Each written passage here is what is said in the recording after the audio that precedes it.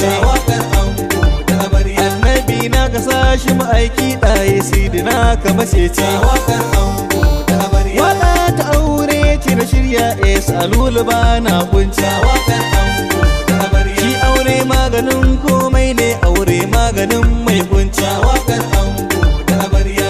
Ranar biki ranar murna ce, har abinci ake ci waƙar ango da amarya. Abinci a takawai shinkafa fara da rais ce na ci waƙar ango da amarya. Ga lemo da ruwa fa na roba salulu na sha na ci waƙar ango da amarya. Naga dangi ga sunan na amarya har da na ango ma sun sa sun ci ango da amarya. Waƙar ango da amarya.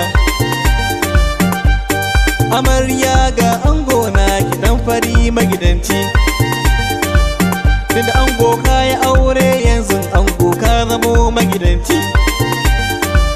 Nauyinta yanzu ango ka ɗauka na wuyan ka makabci. Lafiyar ka suturar ta gabaki ɗaya kai za ka ba ta abinci. Dama kana da rufin asiri ango ka wuce matalauci.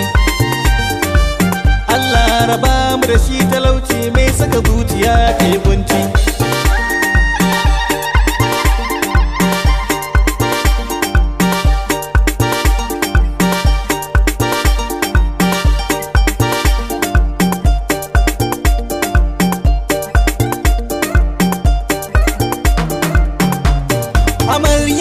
Amarya ce da ango sun yi dace. Amarya ce da ango sun yi dace. Salulu nake mai waƙe